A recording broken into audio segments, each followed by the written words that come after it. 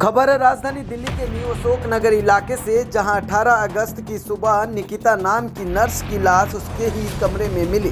New Ashok Nagar के block में स्थित पीजी में निकिता के परिजनों का फोन आया कि निकिता फोन नहीं उठा रही है, जिसके बाद पीजी के लड़के ने जाकर कमरा खटखटाया, लेकिन निकिता ने कमरा नहीं खोला।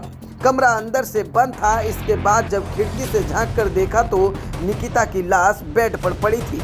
मुंह से झाग आ रहा था, हाथ में कैनुला लगी थी और 2 बोतल सलाइन के पंखे से लटके हुए थे। इसके बाद फौरन पुलिस को इत्तला दी गई। एक्चुअली हमारे केयर टेकर के पास किसी का फ़ोन आया था कि निकिता का फ़ोन नहीं लग रहा, उससे बात करवा दीजिए। लड़का हमारा ऊपर जाके देखता है, नॉक करता है तो खोलते नहीं है। उसके बाद वो कूलर से साइड से देखता है तो उसके मुंह से झाग आ रहा था और उसने पंखे पे अपना ट्यूब टाइप के कुछ लगा रखा था और अपने हाथ में इंजेक्ट कर रखा था। अच्छा, तो दरवाज़ा अंदर से बंद था, पुलिस का सेफ्टी डोर भी अंदर से बंद था, लकड़ी का दरवाज़ा भी अंदर से बंद था। आखिरी बार कब गई थी वो घर कमरे के अंदर, किसी को कुछ मालूम हो? शायद नाइट में गई होंगे अपने खाना वाना खा। कितने समय पहले यहाँ पर आई थी रहने के लिए? उसको दूसरा मंथ चल रहा था। नेचर में कैसी थी वो? जल्दी ये बात कहीं कोई टेंशन में दिख रही हो? कभी आप लोगों से बातचीत नहीं, बहुत कम बात करती थी, बाकी ऐसा कुछ नहीं था कि कोई ऐसा लग रहा है कि वो टेंशन कुछ है। साथ में जो 2 लड़कियां रहती थी, कब गई यहाँ से वो? एक लड़की तो आई थिंक जब उन्होंने करा उससे 4 से 5 दिन पहले गई थी और एक लड़की जो है वो 2 दिन पहले गई थी अपना होम टाउन रक्षाबंधन पे। उसको घटना के बारे में जानकारी मिलते ही पुलिस को पीसीआर कॉल के माध्यम से सूचित किया गया कि 22 वर्षीय एक लड़की अपने कमरे में बेहोश पड़ी है और कमरा अंदर से बंद है। पुलिस अधिकारी घटना स्थल पर पहुंचे, जो कि A77 NNA की 3री मंजिल पर स्थित था।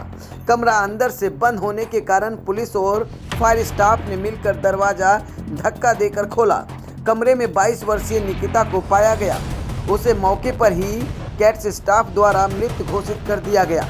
सबके निरीक्षण के दौरान पाया गया कि मृतक के हाथ में कैनुला लगी हुई थी और 2 ड्रिप सीलिंग फैन से लटकी हुई थी।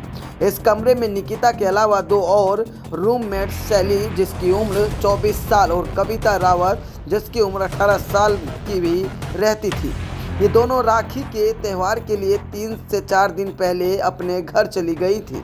मौके पर क्राइम टीम को बुलाया गया और परिवार के सदस्यों को इस घटना की सूचना दी गई। 20 अगस्त को परिवार के लाल बहादुर अस्पताल पहुंचने के बाद लाश का पोस्टमार्टम किया गया। कल हमें इत्तला मिली थी कि एक लड़की ने कमरा अंदर से बंद कर रखा है। जब पुलिस और फायर का स्टाफ वहां पे पहुंचा तो उन्होंने बाहर से कमरा खोलवाया और अंदर हमें एक लड़की बेहोशी की हालत में बेड पर लेटी हुई मिली। उनके हाथ पे ड्रिप लगा हुआ था और ऊपर पंखे से एक ड्रिप लटका हुआ था। साथ में बहुत सारी दवाइयाँ की शीशियाँ भी पड़ी थी। जो लड़की थी उनको हॉस्पिटल ले जाया गया, जहाँ पे उनको ब्रॉड डेड डिक्लेयर कर दिया गया। उनकी शिनाख्त निकिता के तौर पे हुई है, जो कि 22 साल की थी और अभी रिसेंटली ही उस पीजी में पिछले 2 महीने से रहने आई थी। पीछे से ग्वालियर की है एंड ऐसा कहा जा रहा है कि शायद ये नर्सिंग का कोर्स करके आई थी।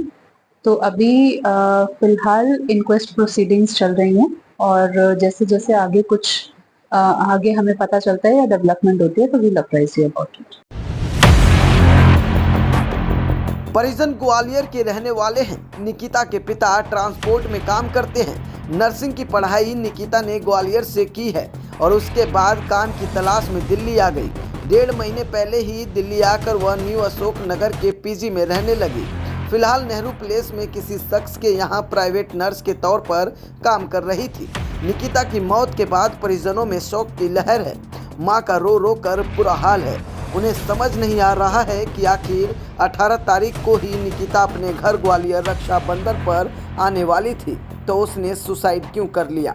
फिलहाल पुलिस ने मुकदमा दर्ज कर खुदकुशी के साथ ही हर एंगल पर तफ्तीश शुरू कर दी है। मीडिया इंडस्ट्री में एक ऐसा नाम जिसे हर कोई जानता है,